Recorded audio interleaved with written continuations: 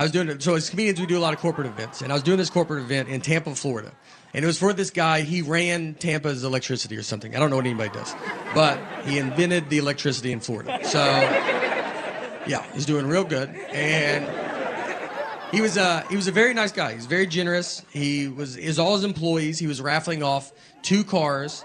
He gave away a bunch of TVs, iPads. I mean, honestly, probably $100,000 worth of gifts he was giving back to his employees. Very nice. Well, I was one of these gifts that he was giving back. So in the middle of giving this stuff away, he stops and goes, all right, got a big surprise for you. Can't believe we got this guy to come here. And he brings me out. I mean, nobody's heard of me at all. I mean, they're all looking at it like, I think I could get this guy to come to my house. I mean, who is... I start doing my act. I do 1 hour and just 0 laughs. I mean, nothing. And I'm not doing new jokes. I'm doing the greatest hits. I told the iced coffee with milk story 3 times. I kept just doing it. I was like, all right, I'm going to do it one more time. I don't think y'all were listening. People were leaving. The guy that drove me asked someone that left, and he just goes, hey, is the comedy show almost over? And the guy goes, I don't even know what you're talking about. There's a guy giving a speech up there right now, so maybe after that.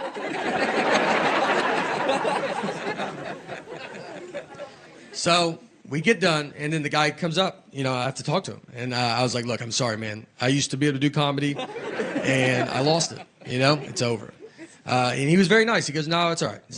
Nothing's your fault. And I was like, all right, I don't know how that's possible. And he goes, well, when you were up there, I remembered that most of my employees do not speak English. And I was like, all right, yeah, that'll do it, you know. Maybe don't hire an English-only speaking comedian. No heads up at all. Not that I could have changed it up, but it just would have been nice to know, you know. I have a daughter, and my daughter's name is Harper. So a lot of people ask, they're like, oh, did you name her after Harper Lee, the author of To Kill a Mockingbird? And, you know, I've never thought about an author a day in my life. So that never occurred to me. I mean, my middle name's Lee, and it just never crossed my mind. I love having a kid. I love when kids cry. It's just innocent. I love how innocent it is. They cry over a tag in their shirt. And I mean, they're ball. Just, they don't like, it feels weird. And then, I mean, if you walk, you're like, is your house on fire? Like, I've never seen someone cry this much. It's over nothing. She's on her iPad a lot. You know, that's the hard part. You got to get these kids off. Or you don't want technology all the time. She just sits there on her iPad. She wants to be a YouTuber, which as a comedian makes me furious. She watches all these kid YouTube videos, and now she makes her own videos. It's just her sitting there going, hey guys, what's going on? Click the links below, subscribe, leave a comment. None of this is anywhere but my phone. I got 90 hours of this. Not on YouTube. Me and her mom are the only subscribers. She just watches kids playing with toys. Like, that's what's crazy. It's not like a show. I'd be fine if she watched a show. She watches just a kid that's like, hey, you don't have this toy? I do. You want to see me open it? It's got 5 billion views. It looks like we buy her nothing. Like, we just show her, if you want to watch a kid have fun, but you're never going to have fun in this house. We take her out. We go do stuff. I would take her to Chuck E. Cheese all the time. You can go there. They had COVID in '84. So they can't even survive in there. That's what... I mean, Chuck E. Cheese is rough. I don't know if you've been there in a while. They look like they're trying to go out of business and they can't. They filed for bankruptcy and they're still open. They called Blockbuster and they're like, how do you get out? We want out. They're updating nothing. That Chuck E. band is just robotic. I mean, the drummer doesn't even turn on. It just sits like that the whole time. They sell booze to parents now. They just give them buckets of Bud Light.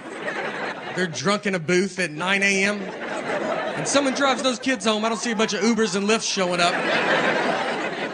There was a Chuck E. Cheese that got caught. If people didn't eat all their pizza, they would just put it back out on the buffet. And that would shut down any normal business. And with Chuck E. Cheese, they have thrived. I mean, when I read the story, I was like, I thought that's what they were doing. I thought we agreed that that's fine. I didn't even know what the article was about. Our daughter still sleeps in our bed, too. And parents don't like that when you say it. They're like, you got to keep them outside. Don't look at them. It's my fault. So we had a kid late in life. We have one kid. And so we're kind of hitting all the sites. And when I get home, travel a bunch, and I get home, I'd want us to all sleep in the bed together. And I've kind of built up a habit now. It's happening. So it's tough, though, because kids don't know how to sleep. I mean, she makes king bed feel like a twin. I mean, I'm on the edge. When I sleep alone in a hotel, I have to sleep with my head on the nightstand. It's the only way I know how to go to bed. She gets sideways, upside down. If you woke up upside down tomorrow, you would go to the hospital. She's also apparently going through menopause because she's the hottest human being that's ever lived. I'm not freezing at night. She just kicks all the covers off, and you're like, yeah, no, you go ahead. It's your bed. We're lucky to be in it. She's got to get out at some point, you know? I don't know. She'll be 37 years old. Hey, can I get in the bed with you guys? Her kids are upstairs asleep in their bed. Her husband left a while ago. He ain't gonna put up with that. I remember I would fall out of a bunk bed. I slept in a bunk bed. I was on the top bunk, and I would get over a railing and just fall 6 feet to the ground and just land. I mean, you don't catch yourself. It's just whatever hits first. All your body weight just lands on your head. I got a full-blown concussion. I'm crying. My parents are like, just go back to a deep sleep for 7 hours. I've had 3 concussions in my life, and none of them because of sports. Just living life, man, you know? Stuff happens to your head. What are you going to do? One was in high school. I got pushed into a wall head first, and it took them 3 class periods to figure out I had a concussion. That's how much I was bringing to the table. I mean, 2 teachers didn't even notice, and the third one was like, he wasn't facing forward, and that's when I realized he's one of the better facer forwards I've ever had. So I knew. My biggest concussion was when I was 12 years old. I fell down a cliff. So I grew up in Old Hickory, Tennessee, and we used to climb down this cliff into Old Hickory Lake, and we'd done it a ton of times. And so one day I slip and fall. So my friend that I'm with, he goes and gets my mom. There was a guy fishing in a boat down in the lake, and so he sees me and he gets me into the boat, and then he takes me over to some stairs, which he had to be like, why didn't he just use these stairs? I mean, they were right next to that cliff. Like, it didn't even make sense.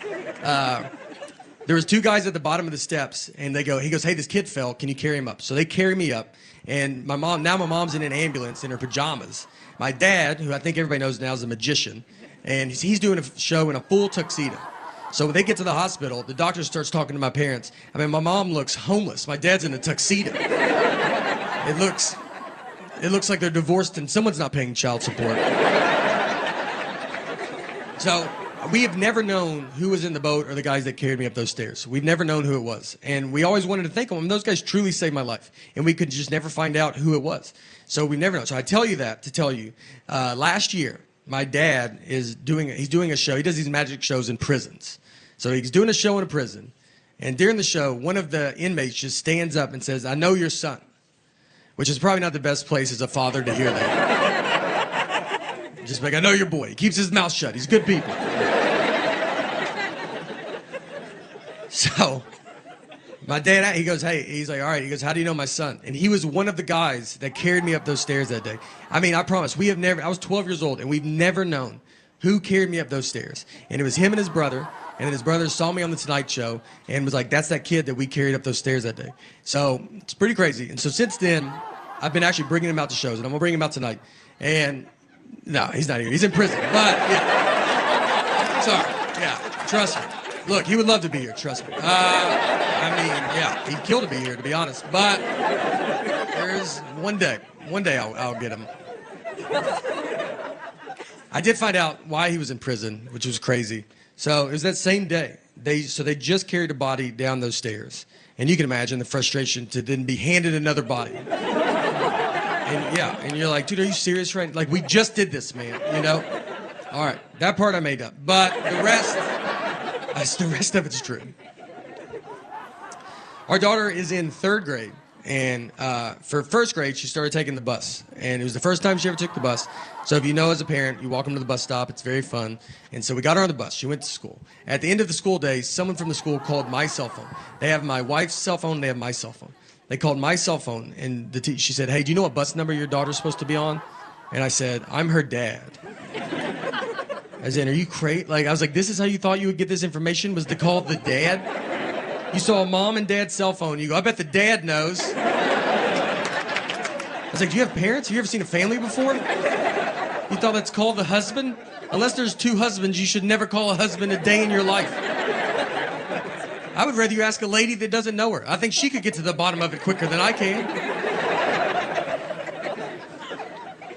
I had to go get her. I go, all right, I'll come get her. Tell me the name of the school and I'll come get her. Where does she go?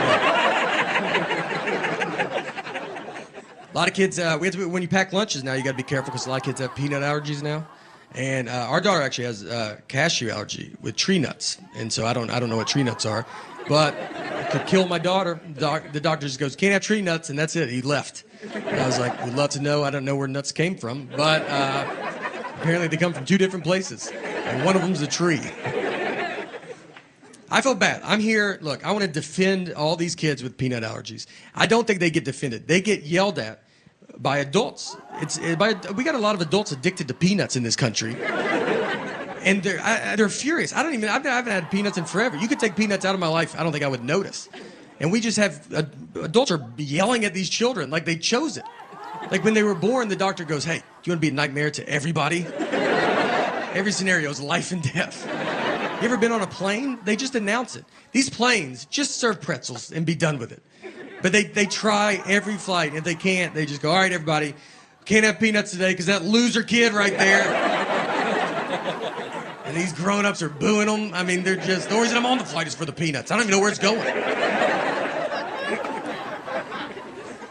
We're doing homework, too. Our daughter's starting to bring it all home. Homework's fun. 1st and 2nd grade is awesome. 3rd grade, you're like, okay. They throw some stuff in, you're like, oh, all right. It's, okay. Learning it earlier than we used to, huh? I don't even know if that's true, but she brought home